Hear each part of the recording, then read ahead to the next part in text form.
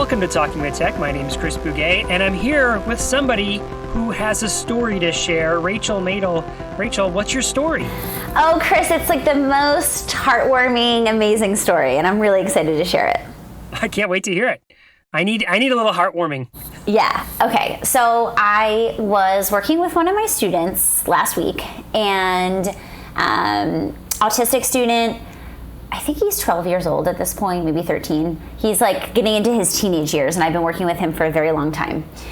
We're working on like kind of some higher level language things like inferencing and making predictions and, you know, social stuff, like all of those kind of things that we start working on when students get a little bit older and have a little bit more advanced language skills.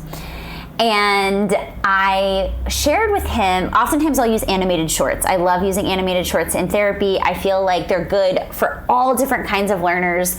Like I could be working with like, you know, a 4-year-old who's just like starting off with language and practicing core words and, you know, verbs and things like that.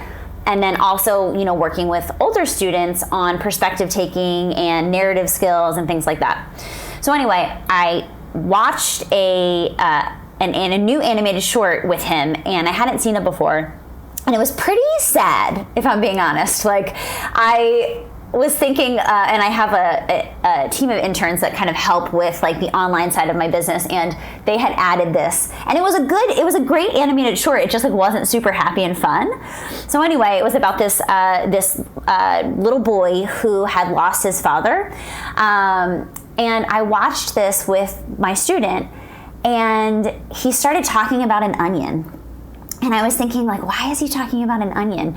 And then I realized that he was crying.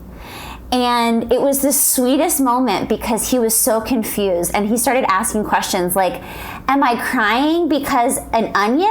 Am I crying because, at first I was like, I think you're crying. Like, I think you feel sad. And I was like, touch your eyes. And so he like touches his eyes. And I was like, are they wet? And he's like, yeah. And he was like, am I crying because something's stinging my eyes? And so I feel like perhaps the student had the experience of maybe being near an onion and that making his eyes water, but it was like him experiencing this emotion for the first time, and he was really confused about what was happening. And it was just this like beautiful moment where, you know, he was talking to me, and you could tell he just like didn't know what was happening to his body. And so we talked about, you know, sometimes, you know, it's not just an onion that makes our eyes water and cry. You know, sometimes something in our heart makes us feel sad when we watch something or we hear something or we experience something. So anyway, it was just this really beautiful moment where not only was I able to kind of give him language around what was happening for him and, you know, use that as a teaching opportunity, but, you know, I reflected back on that experience after we, you know, kind of finished our session. And so often we hear that, you know, autistics don't have emotion and don't have the capacity for empathy. And, you know, here I have this 12-year-old, you know, autistic student who's really moved by this video that he saw, and it was just such a beautiful moment. And I just wanted to share it on the podcast because I felt like it was so interesting to see his experience unfold in real time and how confused he was, because I guess maybe he had only had experience with crying when he was, you know, exposed to an onion. Well, what an amazing way to make the analogy and to express it with the language that he has access to, right? So maybe not having the word for sadness, but knowing that this my body reacts in a certain way, and it's reacted in this way in the past. So I'm going to use that to describe what's happening now, and then you taught that emotion and what that word meant, right? I mean, what an amazing moment. Yeah, and I just feel like it's kind of a reminder too, you know, we need to teach kids about what's happening in their bodies and also self-advocacy. I've been like on a self-advocacy kick with my students lately and been sharing on social media a little bit about that.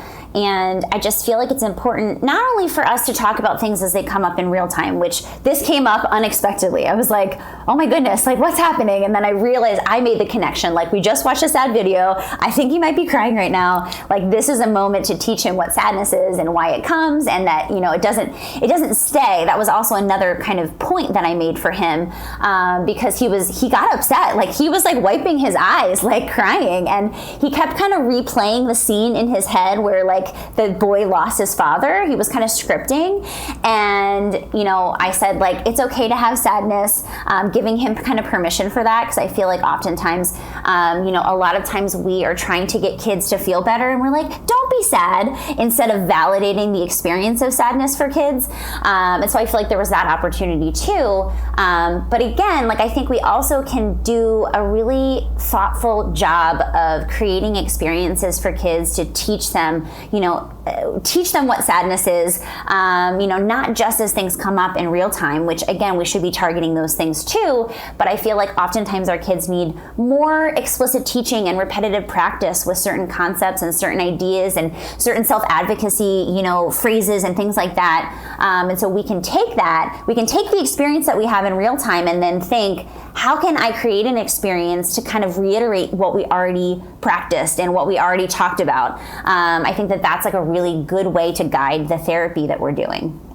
Well, and it makes a lot of sense from a goal standpoint. And meaning I could see people not really thinking about teaching emotions, for instance, as certainly my own bias is to come at things from a linguistic standpoint, right? So I'm thinking like, how can I teach the morphemes, you know, and how can I teach what the words are? But I could see an entire lesson about emotions, or I'm sorry, not just a lesson, multiple lessons, you know, that explicitly teach what those emotions are and what you're feeling and how that manifests in your body.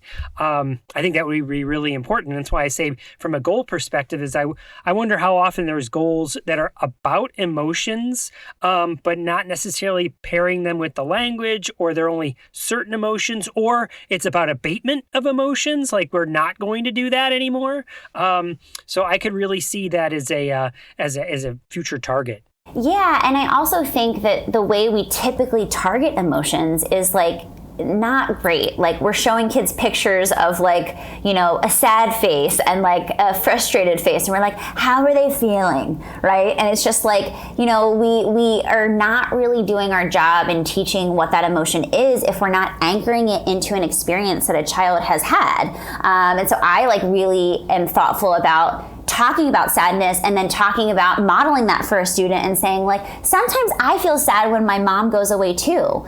You know, and figuring out how we can talk with communication partners and learn more about students so that we can anchor in the teaching that we're doing to something meaningful to them. Like, what was a time where they were frustrated? What was a time where they were sad? What was a time where they were super excited? You know, to teach those things in context within their own world and life, instead of just like flashcards that are like, how's he feeling? You know, obviously we need to teach kids about facial expressions and perspective taking, and that's part of it, right? It's like looking like, oh, it looks like he's frowning or crying, or, you know, those kind of things that we do to teach emotions. But I feel like we're not doing our students justice if we're not trying to find something to anchor into their own experience so that they can start understanding what that language actually means. Right. So, okay, let's talk about that just real quickly here for a second, because I think you're 100% right. Like, it turns into or often starts with a drill and kill sort of question answer, like, what does this person look like? What does this person look like? Right. As opposed to making it something real to the individual. And so, like you said, it comes up just naturally. Like, something happens and you get, let's pick the sad or frustrated, right? That happens naturally. But what I'm hearing you say, Rachel, is to like explicitly teach that through experiences, meaning that don't just come up naturally. So for instance, watching videos like this is a perfect example, right? Wordless picture books would be another example of actually. And it doesn't have to be wordless. It could have words as well, and you could be reading picture books. Watching movies. I mean, Inside Out is jumping in my mind is the Pixar movie I'd want to be referencing there. I have not seen Turning Red yet. My wife and daughter have seen it, and they say I have to see it, but I haven't seen it. But I feel like from what I've heard about that new movie, that it that might also play into emotions, and then talking about how characters in these stories react, and then how we could react, and then tying that to, like you said, something that happened in your life, or if you are not referencing something that happened in your life, it's about to. Something's going to come up, and so when that does come up, you can be like, this is like that, this is like that time in Inside Out, or this is like that story, or this is like the stuff we've been practicing. Does that sound about right? Yeah, I mean, I think it's really great to target it within things that are motivating, and I feel like video clips and stories and all of these things, we absolutely have opportunities to target that language. And, regardless if I have a goal or not for a student, I'm like taking every opportunity I can to teach them about, the language of emotions, because if we think about it, it becomes so challenging for students to understand, like, what is frustrated, right? It's like emotions are the most abstract language that we have. And it takes so much time and repetition to actually understand for anybody, for any child. Like, if you ask a 3-year-old, like, how they're feeling, they probably can't tell you unless it's like, I'm super excited, or maybe I'm really sad or angry, but it's just like teaching that like sensation in your body, and then that can be attached to a certain emotion. I just think it takes so much time and energy and, repetition. And so we need to start doing this early and often with our students. And again, thinking about our kids with complex communication needs, I feel like we have to be, even more intentional about that, because especially for a child who's emerging with their communication and their language, we might put that aside. We might say, we're not going to focus on those emotions yet. But if we know that it takes so much time and energy to actually teach that language, we need to be starting often and early so that kids get lots of experiences with that emotion. Well, and I think something that goes along with that I don't know happens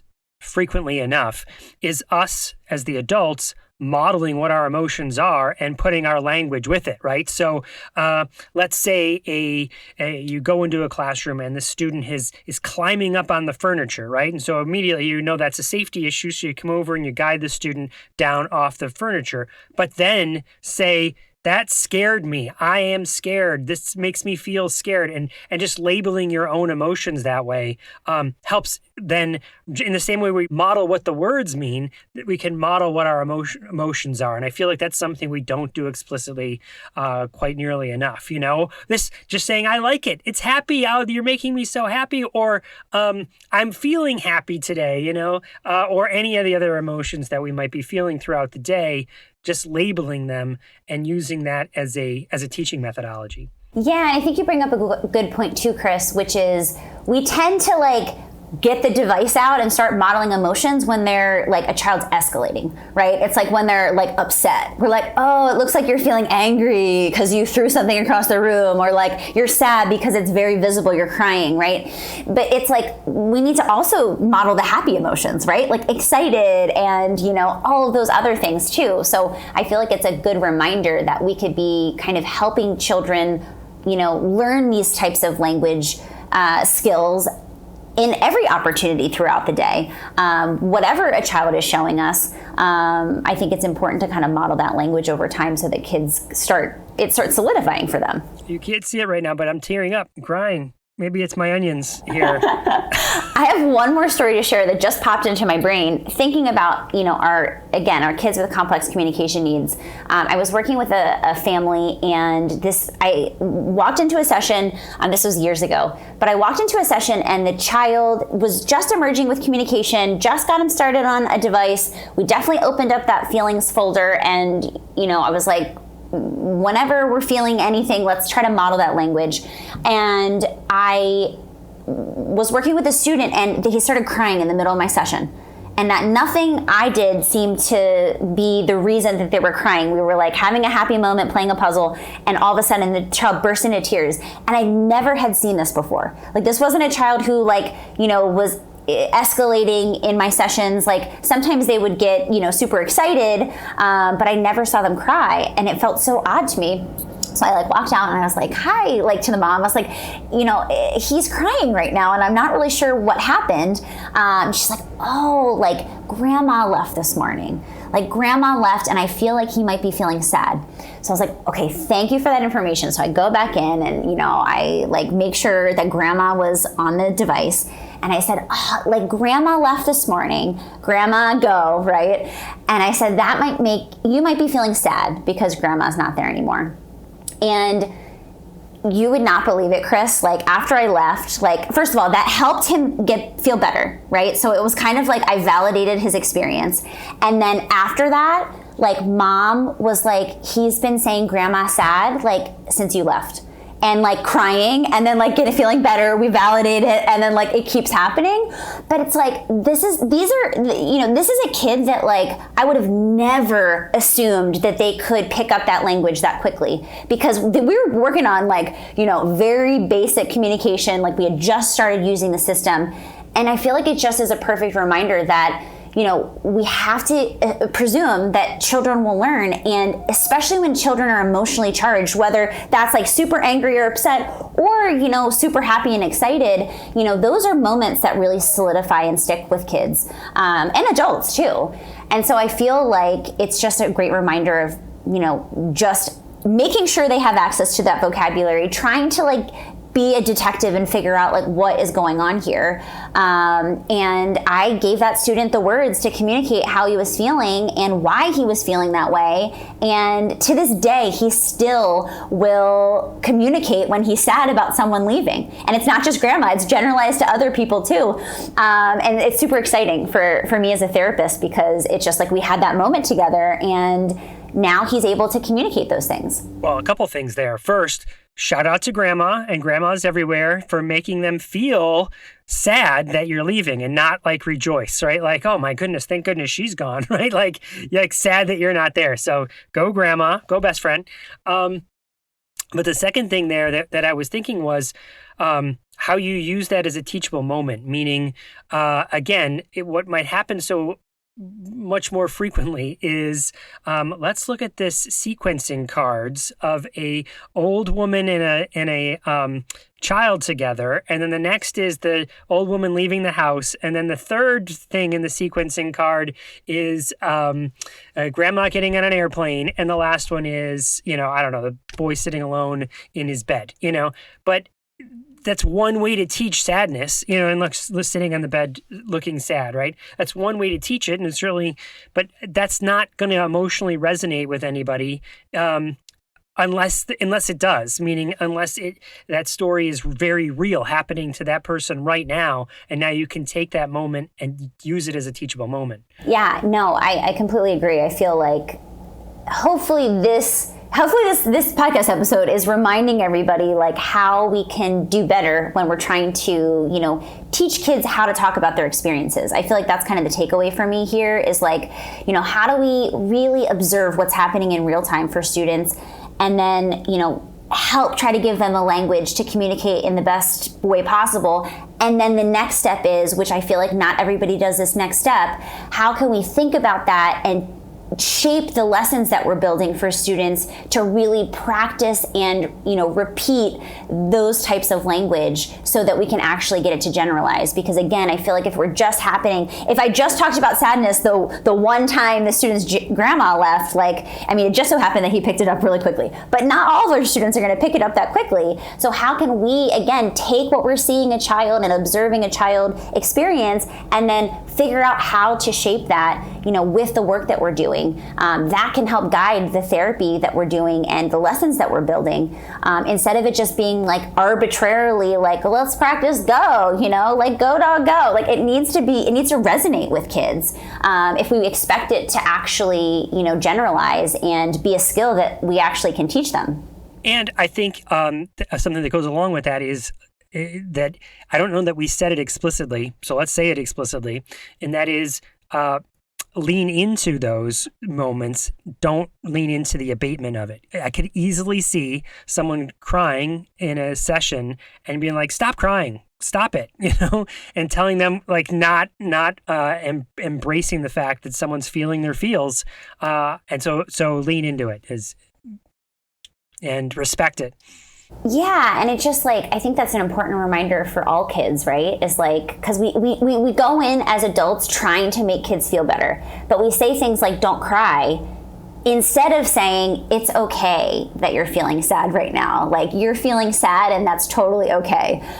Even that shift alone, I think, is really helpful because, again, it validates a child's experience. We don't want to be telling kids not to cry because crying is the manifestation of a human emotion that we all have, and it's okay to have. And so I feel like just reframing the way that we talk about it with kids is really important too. How you feel is valid. You're validating their feelings. Exactly. And we all like our feelings to be validated. So speaking of validating our emotions, something that makes us super excited and happy are reviews over at iTunes, right, Rachel? Yes, we are trying to get as many reviews on iTunes as possible. This is a goal that I've set for 2022. So please, please, please, if you listen to this podcast regularly and you really enjoy it, we would love if you left us a review on iTunes. That helps people find our podcast and listen to our podcast and learn more about AAC, which is the reason we started this podcast to begin with. So we would love if you went over there, figured out where the stars are, left us some stars, and even better if you left us some words. We love reading them. It makes our day, and it makes us feel like the work we do really matters to you guys. So we would love it if you left a review on iTunes. And then something else that we do is something called Patreon, right? And we usually put out extra bonus content. I know that I've already pre-planned some stuff to come out in early May because May the 4th is coming up. So May the 4th, of course, is Star Wars. So there's some Star Wars stuff coming out in the Patreon or some resources to help kids learn more about Star Wars. No, learn more about language using AAC, but using Star Wars. So go check that out by becoming a Patreon member over at patreon.com/talkingwithtech. Awesome. Chris, what's our interview about today? Today, our interview is with Jeanette Washington and Mai Ling Chan. Now, you know Mai Ling. We've been longtime friends with Mai Ling, been on the podcast. We were part of a podcast network that she put together, the Exceptional Ed podcast. But we've been friends with her for years and years and years.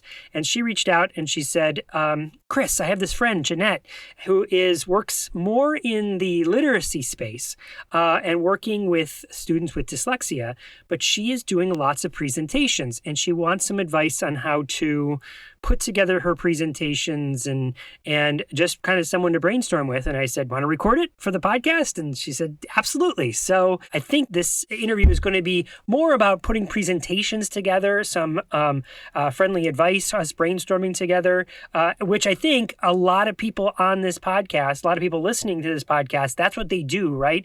They go out and they proliferate this knowledge to other people. So this sort of episode is meant to help you do that more effectively. I'm really excited for this interview, Chris, and I feel like one thing that I've learned in all the presentations that we've given together and I've given separately is, really focusing on a few things I feel like is really important. And I think that we have such a vast knowledge of AAC and all these things that we want to teach.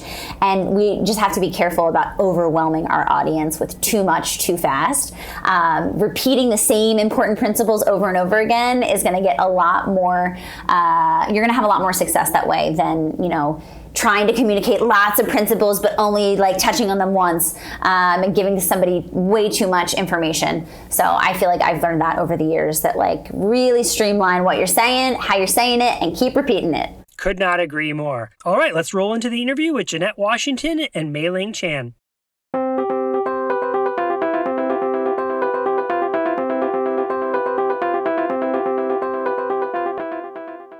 Hey there! If you love listening to this podcast, we would be so grateful for your support to keep it going. By becoming a Patreon member, you can not only help us cover the cost of this podcast, but you can get some really great bonus content as well. We post video tutorials, behind-the-scenes recordings, and bonus segments from our interviews.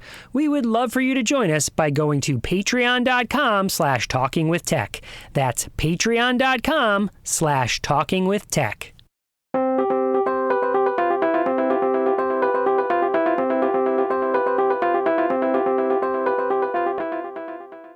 Cool. Well, so how can I help you? What are you thinking about? Oh, I have a couple different course ideas, And I heard that you are a fantastic speaker and you always bring great resources to the table. So with that in mind, I am just open to new ideas. I do currently use Pear Deck, and I don't have a deck that I use with Fidelity. Sometimes I'm using Google Slides, sometimes I'm doing PowerPoint, but I'm really looking at ways to bring presentations that I do to life, make them more engaging, create a better response for those attendees. So that's kind of where I am. And do you mean like when you're presenting and there's people there, like are you talking in person, virtual, asynchronous when you're recording and then they're watching after the fact? Tell me what your grander vision is.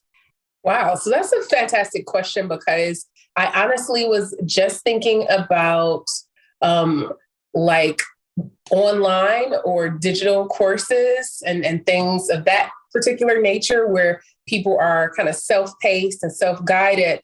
But in asking that question, I'm thinking, wow, I do a lot of talks that are face-to-face and in person. So I'm hoping that as I am brainstorming with you two, that I will be able to spill some of those ideas over into all of the work that I'm doing. So for the context of what I was initially thinking is just kind of online work where there is an audience or work that they are watching that is recorded. Mm-hmm. Okay. Well, all right. I can give you a couple of tips and tricks and we can take it from there and see what you're thinking. Okay, awesome. And then I may have a couple tips and tricks for you. So who knows? Love it. Love it. Let's share. So something that I learned a long time ago was that people care more about the engagement with the facilitator, the presenter, me, or the person I'm presenting with, than how pretty my slides look.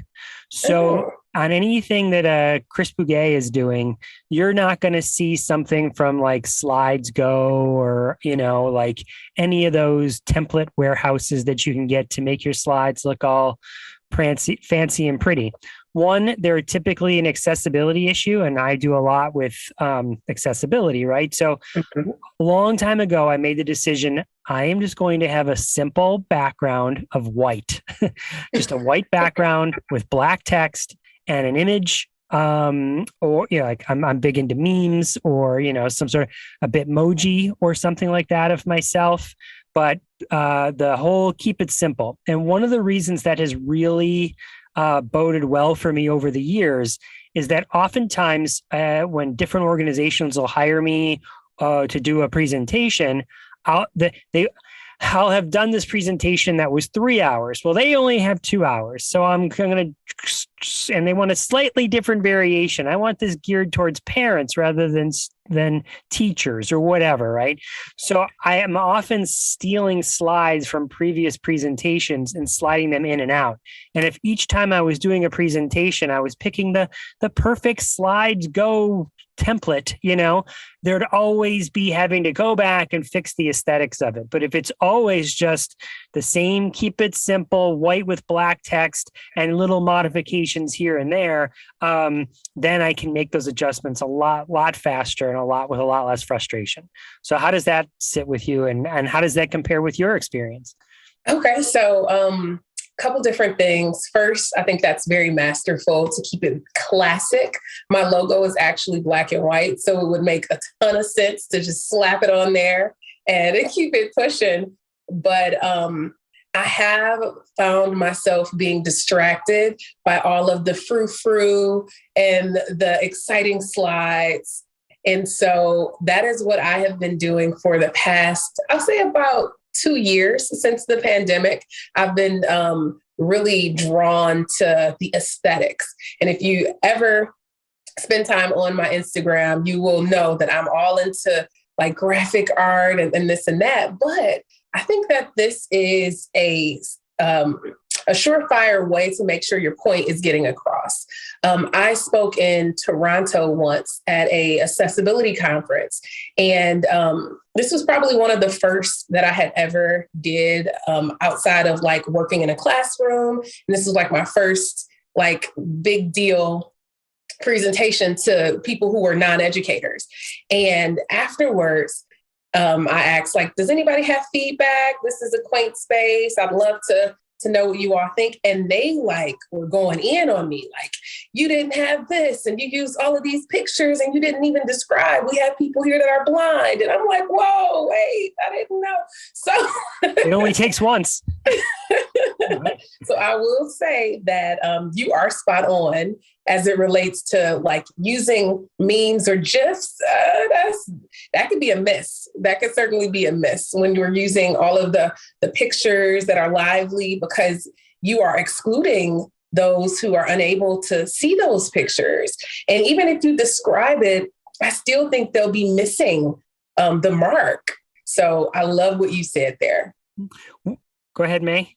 What happens with this movement that we had a couple of years ago, which is like, a picture says 1,000 words, brings out emotions. I know the one that comes to mind immediately is the iceberg and all the iceberg on the bottom. So you bring that up and you don't even have to say anything. People are looking at it, and then you can go into whatever topic you're saying that supports that. So can we do, and that's the only thing that's on a slide. I've done that too. What are your thoughts on that? So not to cut you off, Chris, because I feel like you're about to come through with some gems, but I do want to say, in my experience, having had everybody give me feedback during that presentation I did, they mentioned that it's helpful to go to the picture and then explain in depthly what is happening on that picture. So if you go to the slide and you say, so I want everyone to take a look at this picture here. So what we're seeing is an iceberg. And then that iceberg had, so you're kind of telling the story of that picture, and you're doing it in a way that's really inclusive, because the people who are watching and who can see it, they're able to agree like, okay, it's an iceberg. All right. And then those who are not able to see it, they're able to get a grasp of what they should be seeing. So, Chris. I was going to say something similar. Let me just add on to that. And that is, especially when you're preparing a course or a presentation and you're putting that image there, one of the accessibility features in any presentation software, or any good one, let me put it that way, knock on wood, Google Slides has it, PowerPoint has it, is the alt text and alt text or alt tag. It's sometimes the terminologies are used synonymously, but the point is that there's a block of where you can put text that describes the image. So if someone was participating, they could, who had a visual impairment, they could hit the play button on their screen reader, and it would, when it gets to that image, it would read the alternative text. And one of the reasons I think that's really important to do when you're putting together a presentation is just what you were saying, Jeanette, is that it helps you think through as a presenter, well, what is the salient point? Like, what am I trying to describe here by putting this image here? So that it's not just floofy stuff that I'm throwing up on the screen that can be distracting, but there's an actual point behind it. And I know what that point is. I know what I'm trying to get at, so that someone with a screen reader could then listen to that back, maybe not even in real time during the presentation, but they'd have that text that they could rely on and that they could use, and that we used it as for the presenter to really solidify what we were trying to say about that image. And to piggyback again or echo what you're saying, I love how you said that in their own time, they can watch it and they'll be able to appreciate it that way. What I used to do very often, and I haven't done that in a while, and I would love to talk through this as well, but I would create a bit.ly link of my slides, and that was my first slide. I would tell people, hey, if you want to use your own device, if you would prefer to use your laptop or your cell phone or whatever you have, this is the link to the slides. You can go through them as I am presenting. So I always thought that was kind of cool. And it was a quirk of accessibility because it gives them the access to that information, and they have it, and it's meeting them where they are. So if they do need to listen to that alt tag and they have their headphones, they can certainly do that. I'm going to take that one step even further. So I've used bit.ly for years as well. A tripping point that I find some people do. I'll go to a presentation sometimes and I'll see someone use Bitly, and what they might not recognize is that if you created a Bitly account for free, you can customize an infinite number of URLs. So oftentimes presenters will just use the random numbers or letters, which I find much less accessible because you're constantly having what is A? C, is that a capital C or a lowercase c? But if it's like Jeanette's awesome presentation, even if it's longer than it would be than the generic, I can type I can type that in much faster. Jeanette's awesome presentation, bit.ly/Jeanette's awesome presentation is so much faster because chances are people coming to your presentation can type, Yeah, I agree. I like the idea of making a link that is connected to the actual presentation and that is potentially even shorter. So instead of even doing Jeanette's presentation, maybe JR Prees, something so that they'll be able to hop in real quick. So I love that idea. So what I wanted to converse about and what I was thinking about is now I'm getting to a place where I feel like sharing presentation could potentially pose a threat to people utilizing that and presenting on it as well. I've gone to some conferences where people were like, well, can you give me your slides? And I've always been the type of person that says, absolutely, like, I want this to help you. But then what happens if someone is taking your presentation and presenting on it? It's like, oh, so what are your thoughts on that? Okay, well, before I answer that, let me just throw out one other strategy here for that first slide. And that is, while we were talking about accessibility, and then I'll answer that and give my two thoughts, my 2 cents on it. So oftentimes, in fact, always, I put a QR code on the front slide as well. So again, that's another accessibility quick shortcut where someone can just hold up their mobile device. It highlights it captures the QR code, and then it brings it to their device. So just in case someone can't type or has trouble typing, it's like, if I can get my phone up there, then it'll scan the QR code, and now I have the slides. So and have you used QR code? Is that? I have not. I was going to ask you, what website do you use? Now, I've facilitated for organizations and they've had the QR code already set up. But for a personal presentation, I've never used that. So you can Google, over the years, I've used different ones. So you just Google QR code generator. That said, just in the last few months, Google itself, Google Chrome has updated. So I do all of my stuff in Google Slides. And in the URL bar, on the far right of the URL bar, there's a little icon now that looks like a box with an arrow jumping out of it. It's not exactly the share button, but it's kind of close. Like it's sort of similar to the share icon. And if you click on that, one of the options is copy link, send to your devices, and then the third one down is QR code, and it generates a QR code for you. So you can just use the Google one, and it's got this cute little dinosaur in there. So it's kind of fun. Who doesn't love cute dinosaurs, right?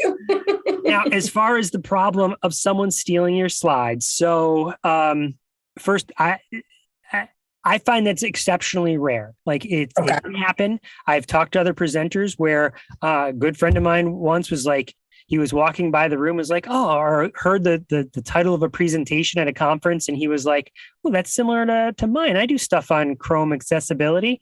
Walked into the presentation and it was his slides being displayed, right? And so it happens. I just find that it happens very rarely. The second thing that I've always sort of taken the tact that it's that what's the old expression, imitation is the sincerest form of flattery. You know what I mean? And chances are the person that's stealing your slide cannot do the show as well as you can. Do you know what I mean? Like, you know your stuff better than they could know it. So it'll always come off like that carbon copy, like, and then if I were to catch somebody doing it, I think my reaction would be, hey, I have a slide very similar. I don't know if you've seen it. Let me show you. And next time I would appreciate attribution. Feel free to use my stuff. Just say this is from Chris Bouguet, put my Twitter handle on there or something, asking permission beforehand. And maybe even saying that at the beginning. I have often had slides in many presentations where I'm saying, it's free. All of this stuff, take it, use it. Attribution is appreciated. Sort of putting it out under I don't do it as officially as I used to, but used to officially call it Creative Commons licensing and have a slide that this is how, so it's explicit. So no one, because chances are too, people don't know, like they don't know, I didn't know that was like stealing someone's stuff. Again, I give people the benefit of the doubt. So being explicit about how I'm licensing my material at the beginning of a slide deck could go a long way to kind of educating the people that are in your presentation that, she doesn't want me stealing this. He doesn't want me to reuse this. Or, yeah, go ahead and use it and just give me attribution, and I would always side on use it. Use my stuff and give me attribution, because that just gets the word out about Chris Bouguet, Love it. And I think that my question comes really from a scarcity mindset and not an abundant mindset. So I've spoken in countries where they don't necessarily have the resources that I'm presenting on. So I know it would benefit them to present all throughout the country with that information. It always makes me really leery. I went to a conference once where I spoke, and afterwards, a young lady came up to me and she had so many inquiries about dyslexia. And me, being the person that I am, I sat down and was like, get the piece of paper out. Let me tell you. So you're going to need this. You're going to need this. And then like a month later, it probably was a little over a month, I'll say 6 weeks later, she was releasing a book called The Dyslexia Bible. And I'm like, well, wait, hold on. You just was asking me about it. I didn't know you were that privy to, this particular language-based learning disorder. And I think that is what made me a little more guarded around my intellectual property, like, man. But I love what you said about letting people know, like, hey, it's appreciated. It's getting me out there. So, feel free to utilize it. Just let me, use my info. Yeah. Well, and Jeanette, ultimately, like when it's all said and done and we're, you and I meet face to face someplace and we're clinking our glasses and it's 75 years old, we're retired from whatever we're doing. There'll probably still be work that needs to be done in the area of dyslexia, right? Agreed. So getting the word out is probably, even more important, so someone stole some stuff. This is, again, my interpretation. I don't put this on anybody. Someone stole my stuff and presented it. Okay. What did it cost me? A couple $100, maybe even a couple $1,000, but the word is getting out, which is the grander mission we have in our life. You know what I mean? So I try and keep that perspective that the grander mission is about helping the kids and helping families, and that work will never not be needed, Okay. And it will never not be done either. So, hey, right? Let's keep it going. Love it. Perspective is everything. For sure. When you were talking about Instagram and you were talking about how you were sort of into graphic design and making your stuff look a certain way, you feel like you have a brand and and are you familiar with that feature in Canva where you can upload an image? Like right now we're recording on Zoom and I have this background image, right? I can upload this image into Canva and it'll pull the colors out. So then whenever I make a bookmark or a social media post, it'll have that color scheme. Are you familiar with that? So I think you were referring to like removing the background. Is that it? No, not necessarily. So are you familiar with Canva? Are you making your stuff? Yes, I use that exclusively. Yeah. I love Canva. Canva has a feature, and I don't know if it's the premium feature or if it's a free feature, but it has a feature where you can take an image that you've already created, you can upload it into Canva, and it will pull out all of those colors and make a a palette of colors for you so that when you decide to make other stuff like a YouTube banner heading, or header, or like I said, a bookmark, or I don't know, whatever, how Canva has all those different templates that, you don't have to keep searching. Well, what color was it? What number was it? It has that palette for you. So you can always just draw upon that palette to make your next thing. Yes, so I'm definitely familiar with that. And that is considered the branding, like the colors, and even with the fonts too, because I've been able to pull out my font that I traditionally use, and now it's saved in the Canva. So shout out to Canva, because I think it has definitely leveled the playing field for a lot of us who have been like creative, but not really formally trained. So now we can do all of these amazing things. So sure. There you go. Well, Jeanette, I got to ask, what do you, if you know off the top of your head, especially being someone who works in dyslexia, what font do you choose? Because I find that's an issue. A lot of times the fonts being chosen are not the most accessible fonts. You know what I mean? Yes. So with dyslexic learners, a lot of times they will find that the letters, not only are they mirroring themselves, but just looking at like the D and the B, it could be quite confusing. Now, this is just one of the many different characteristics, but I found that if you use font that is extremely distinct and unique with every single letter, then that is really helpful. And that's going to be Comic Sans. There is a font that is called Dyslexy. That's really helpful. And it's a lot of them. I'll say it's about 6 that I've found to be really, really helpful for those who have issues with being able to distinguish between the different letters. So if someone is interested, I would say start with Dyslexy because it's free, and then Comic Sans because it usually is already on your computer. So love it. Cool. All right. What other kind of questions? Let me think. Now, this method and where we're just kind of like bouncing ideas. I'm like, man, let me think of some more ideas because this is really helpful. Well, I got a question for you, Jeanette. Mm-hmm. If you're talking about like making like an asynchronous course, what are you using to record your video? And you have the slides up behind you, and it's mini Jeanette in the corner. How are you doing that?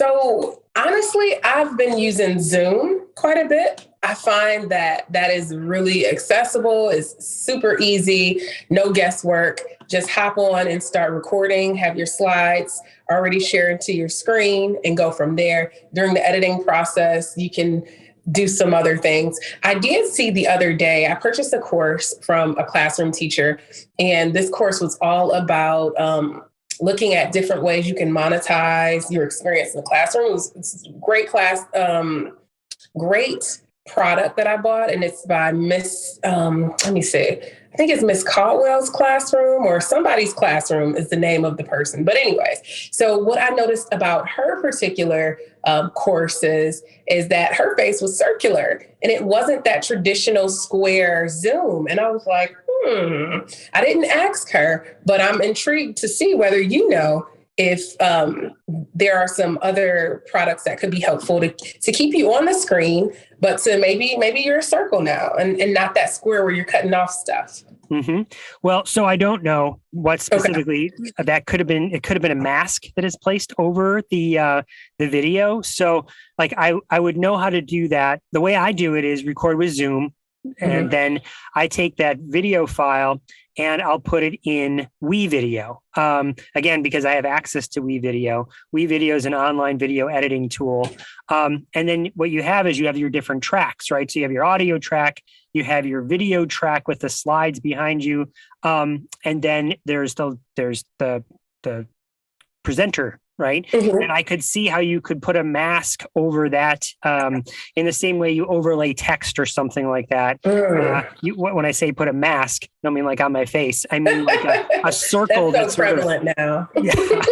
but a circle that sort of it changes that it's not a square down there. And I've also seen, although I haven't played with it, like a green screen behind, so it actually eliminates like the square or the circle, and it's just the cutout of the person. I've seen people do that. I haven't done that. Wow. Okay. That's nice. And it's wonderful to see all of these options that are now available to us. And it's unfortunate that a pandemic had to bring all of these different ways for us to connect. I feel like online courses were somewhat relevant, and then the pandemic happened and it was like, OMG. So now everything is online course accessible. So I'm loving that WeVideo tip or trick. So I'm going to have to check that out and look at ways in which I can mask it. And it's not really a big deal. I think it's more of an aesthetics thing. So for sure. May, I know you work with a lot of asynchronous online courses, different people that are putting stuff together.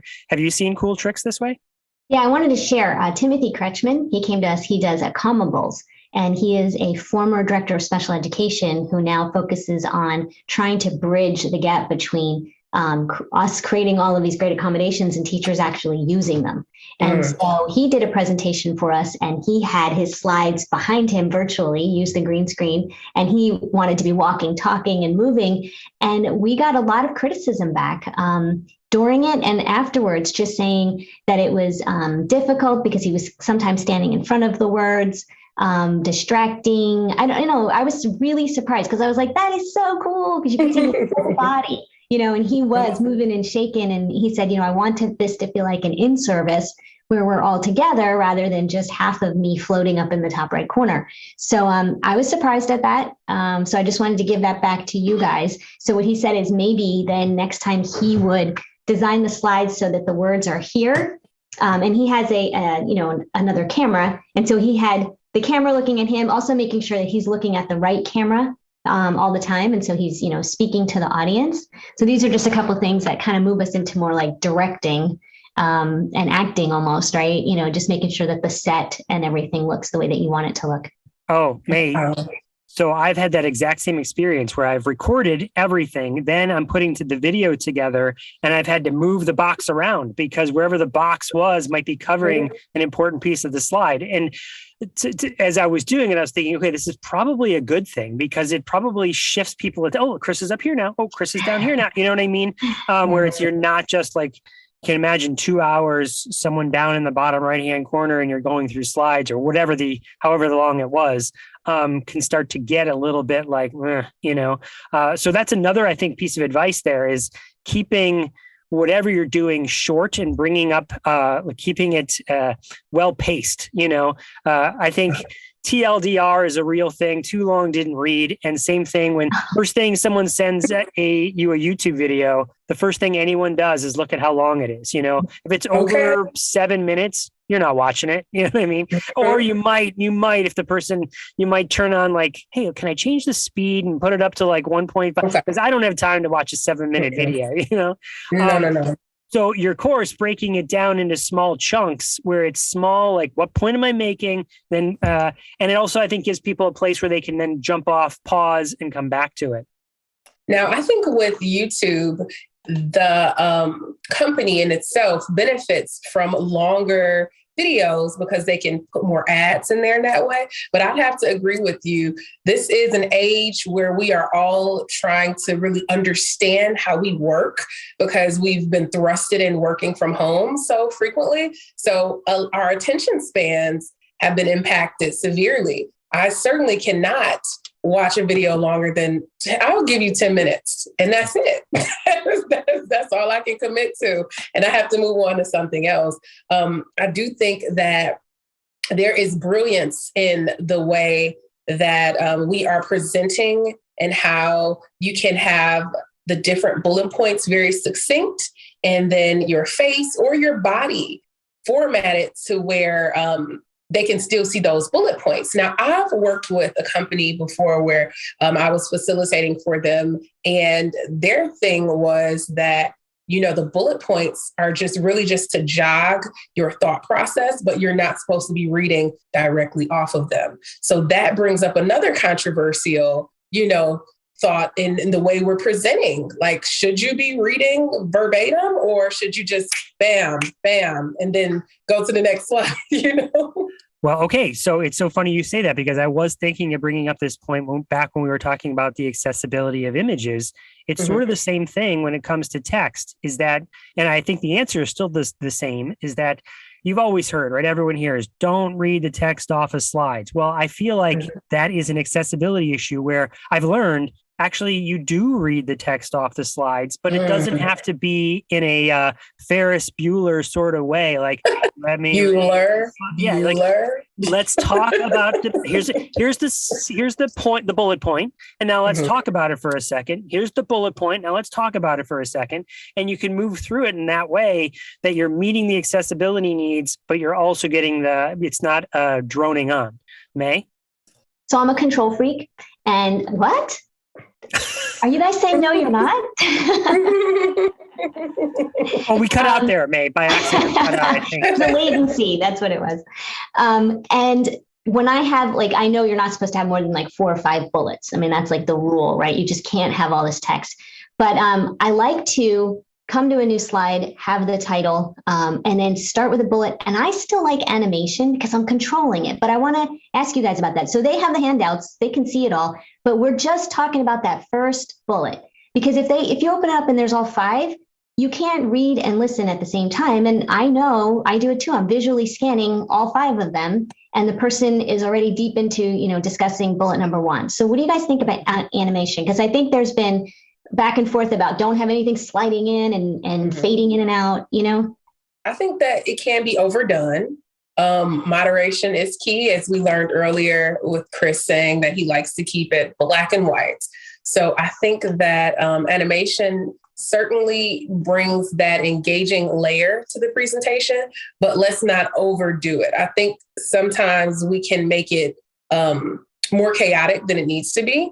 I do like the idea of having one bullet available to read at a time, and then another one will fade in, and then another one. But I also like the idea of setting the expectation as you're presenting and saying, hey, we're going to go over all 5 of these steps. So we're going to start with the first one, so people understand that, hey, I'm going to be reading along with you and helping you figure out each of these points that I have posted or listed here. Chris, what are your thoughts?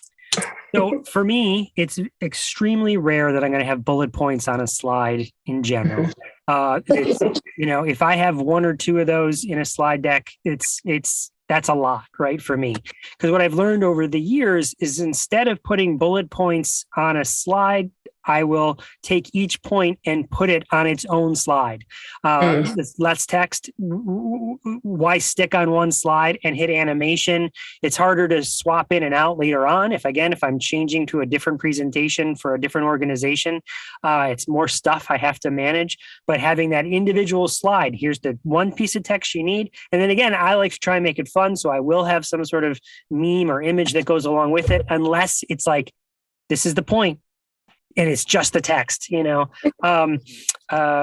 try and not dilute it. So it depends on what the point is. And if I can think of a fun way to present it, sometimes it's just such a super powerful point I'm trying to make. It's just the text. So it's rare that I'd use animation. It's more frequent. I would break those bullet points out and put them in separate slides. I have 2 questions that have just come to mind. So one question is, what do you do to hook your audience immediately? What's that one thing that you got to do to get people invested in what you're talking about as you are standing up and you're looking weird and you're saying, hey, everybody? What's the one thing? Well, okay. So that again is so variable based on, is it in person or is it not? Is it asynchronous? Is it not? Is it synchronous with Zoom? And then people are floating into the room and you got the chat going, So I don't know that there's like one strategy that I use to necessarily hook people. That said, I think of most presentations as a 3-act play, So I am, the participants are the characters, and the first act is a problem. that we're trying to all work together to solve. The plot in the middle, the second act is, okay, what are some strategies we can put together? What are some ideas participants can put together to solve this problem? And then the third act is, okay, what's our actions plan? What are we going to do about it? What's our resolution here at the end? What are some of our takeaways? What are you going to do? And thinking about any presentation, no matter how long it is, in that sort of 3-act formula has really served me well. May? Again, just speaking from my experience in your presentations, is I love the hands-on activities that you always put in there. Even if it's, you've never used a QR code, let's do it now. You know, you might have 2 people in the audience who have never done it, and Chris by the end has them QRing every QR code up there. Yeah, exactly. Love that. Okay. Love that. That is part of the formula too, is, and I feel it in myself, if by 10, if I've talked for 10 minutes without posing some sort of question or some sort of participant engagement, if they're not actively here solving something, I can start to feel it in myself. I get a little like angsty, the butterflies start to shake. Like we had the point of doing this sort of professional learning is like people can listen to podcasts, they can go to YouTube, they can, if they don't want to just consume and listen to somebody, they can do that. It's the point of being in a professional learning experience like the ones we're discussing is having that engagement and that interactivity. Love it. Love it. So I'm going to be doing an in-person talk next month in New Orleans, Louisiana, one of my favorite cities. And I guess for me, I'm feeling a little anxious because I normally present at tech workshops and for tech companies. This will be something, it won't be new, but every time I present with educators who are in the classroom, they're doing the work, it always gives me a little pause because I'm like, you know, I'm standing on this ivory tower telling you all what you need to be doing, and I'm not in that classroom, I'm not in that therapy room. So I'm really, when I posed that particular question, I was thinking about what it'll be like. I don't know why. I think that is maybe some trauma I have about presenting to educators. Because I always remember, you know, when I was getting professional learning or professional development, and these people were talking over my head, and it was like a sit and get, like, you're not in my shoes, you don't know what's going on.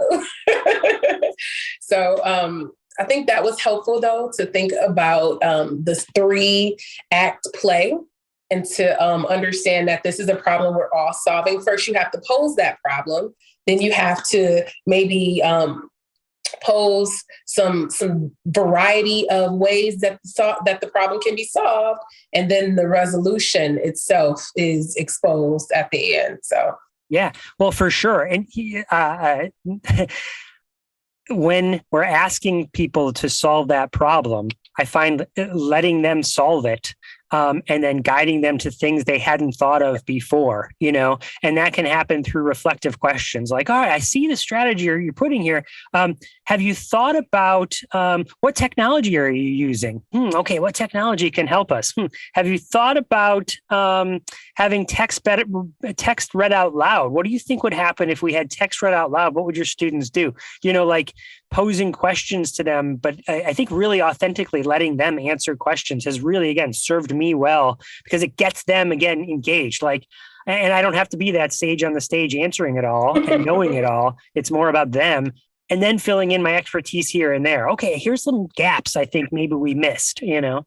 I like the phrase sage on the stage. That's funny. You want to be the guide on the side, right? Even All right, better. before we go, I wanted to see if, Jeanette, you can share a little bit about this really creative area that you've gone into, which she just touched on, Chris, is that she's been out presenting to the tech community.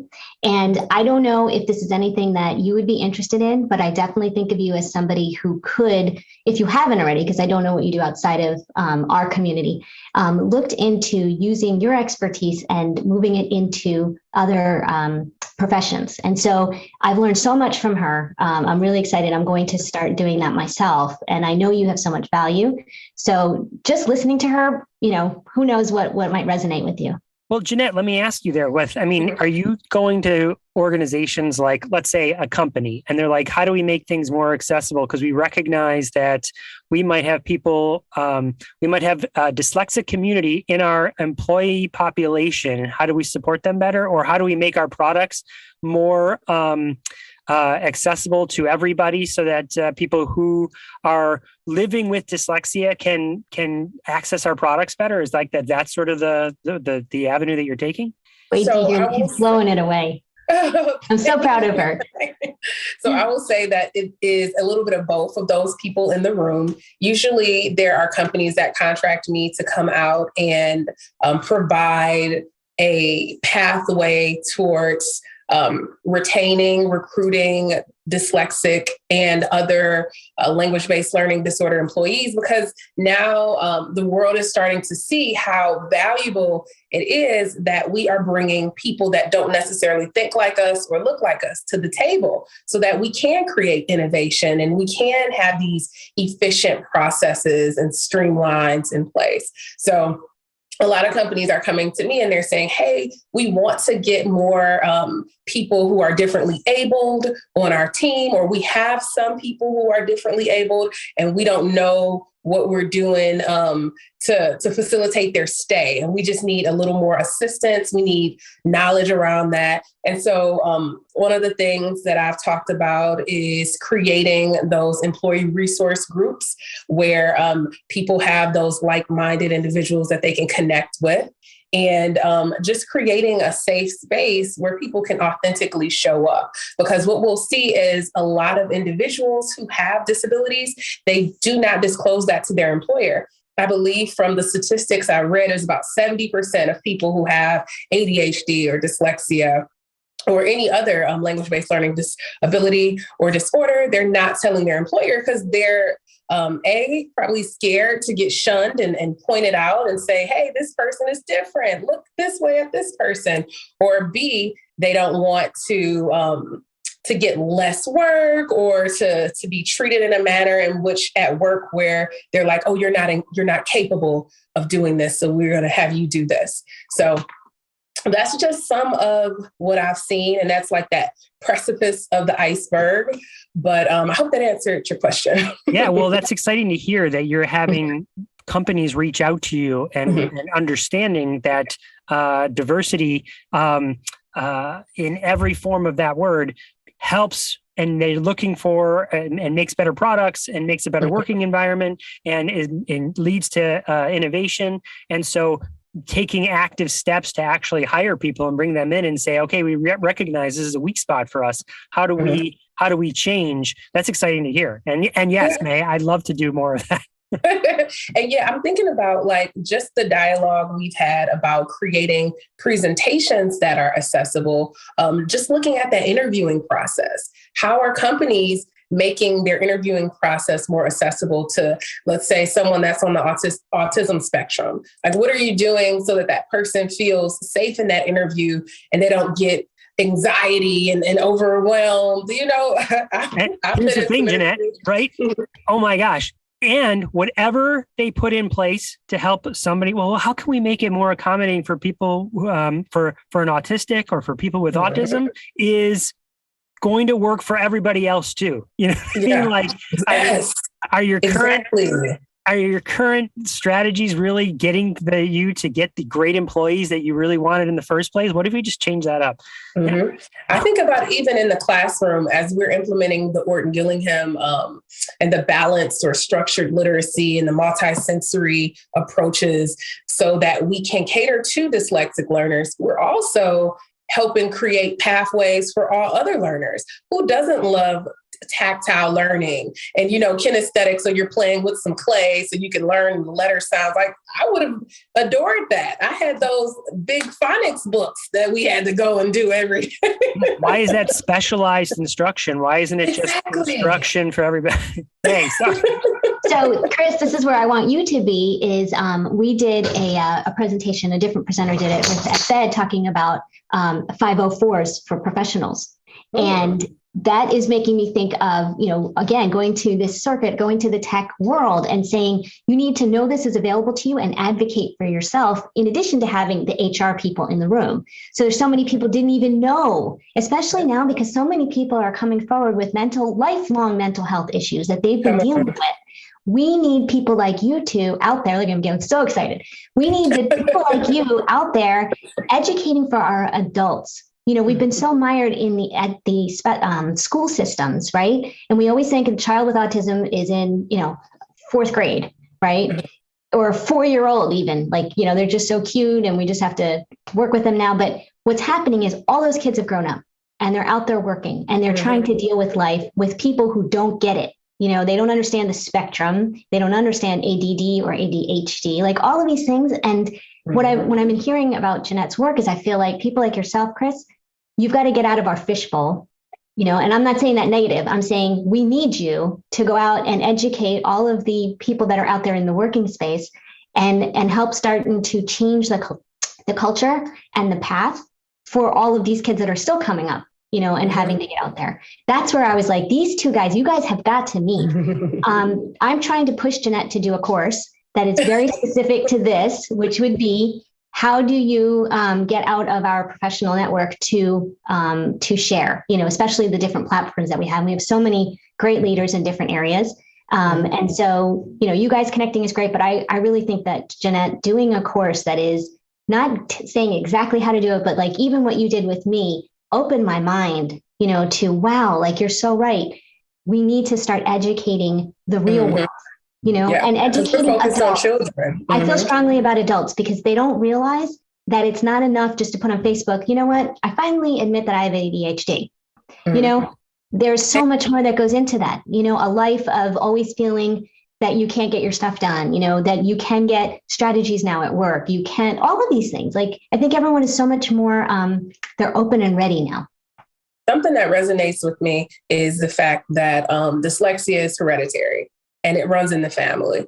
Do you know how many parents who have come out and said, I hated school, but I didn't know what to do? I mean, or someone who said, I dropped out of high school because it was just so difficult for me. And now my child is struggling with reading and we see it now. We see the correlation. And I'm like, man, because 20, 30, 40 years ago, people weren't really talking about dyslexia. You may have heard it, but it was like, ooh, dyslexia, I don't know. So yeah. Jeanette, let me ask you. Think there. Mm-hmm. Jeanette, did you, to what May was asking about there was about like marketing yourself to companies. Is that how you have sort of marketed yourself? It's sort of like, I'll do schools, but I do companies too. Like, have you made any specific steps to actually target industry? Yeah, so that's what I generally do is I target industry professionals, but I have a very steep influence in education. So tons of educators are connected with me. I'm connected with them. My community is pretty vast, but what I do, like for instance, with my social media, I like to put out information for teachers and SLPs that are in my community, but outside of just posting about reading and language and literacy, on the back end, I'm pursuing tech organizations and companies and saying, hey, this is what I do. So it's an interesting dichotomy because I've built a following based on my love of reading and my love for the work that I've done as a speech pathologist and also in the education space. Because I worked as an educator for like 3 or 4 years, but a lot of the paid work that I'm doing is definitely outside of that scope. It's more with technology. She's a coder. Yeah. Come on. So I did learn how to code. Code herself, Chris. Oh, there's so much. She's so humble. So the other thing is she can't give it all away because she's creating a course. You're going to have to take her course, Chris. Right. I'm her agent. But Chris and I we might do our own course too. Yes. Though. So, hey. I love it. Awesome. Well, this has been exciting. Yeah. And I think you're right on. There's the world's cannot change fast enough. Right. And so targeting not just one population, but all of them really makes a lot of sense to me. Yeah. So I think that was it. So I guess for the last question, what would you say to someone who had a couple different course ideas in their mind. And to answer your question, these course ideas would be to be virtual courses that were asynchronous. And they were feeling very unmotivated. And they just were like, I don't know. What are your, what would you say to that person? Okay, I'll give you two things. One is I know a handful of people who have created online courses, and it has been very lucrative. That sort of people will say passive income. I don't think it's passive income at all, because it takes a lot of work to get it up and running, and then to maintain it, and then to market it. Right? It's still you're active, but the content itself, once it's created, has been created. So if you're at all motivated by money, then I think the course itself could be that could be a motivator. But the second thing that I would say is to just do it. It's like any other work, like it won't be perfect. Start it. I think that's probably a big roadblock for a lot of people is like, oh man, I want to try and get that circle around my head in the bottom right-hand corner. And I'm not sure how to do that. And that seems like cumbersome, but I know how to do this other stuff. So I don't really want to do that. You don't need to circle around your head. You don't need all the floof. Just get it done, get it out there. You'll find your audience, and then you can always learn from there. You can always make it better. What's the old expression? Don't let the enemy of good. What's you've heard of it? What is the enemy of progress or something about an enemy of progress, right? Something like that. Don't let perfect be the enemy of done. Something like that. I'll take that. Just get it done, I think, is the and if someone, you could tell already that you are someone who has established themselves as a leader in the field who works hard, right? So this is just one more thing you got to work through, Now listen, I didn't even say it was about me, Chris. I didn't even say it was about me. Yeah. Your friend who we're talking about. Super friend. I was thinking analysis paralysis. Yes. Is that another one? Yes, that's a great paralysis. That is a great one. Yeah. But I think you can also have a large reach if you're motivated by helping people. It's so much harder to do synchronous, right? It's so much harder to be like, especially families who have kids and I mean both their industry and educators. So finding time to do something, I have to be online at Thursday at 4 p.m. It's not going to happen. Even if my best intentions, the numbers are going to be lower. Where async, it's 2:00 in the morning, and for whatever reason, I can't get to sleep. Man, that Jeanette course, let me just do that. It's been, people can do it when they can do it, that async piece, I just think it was coming before the pandemic. And when you said, Jeanette, like the pandemic just helped accelerate how fast people are moving to that. There was already successful companies, I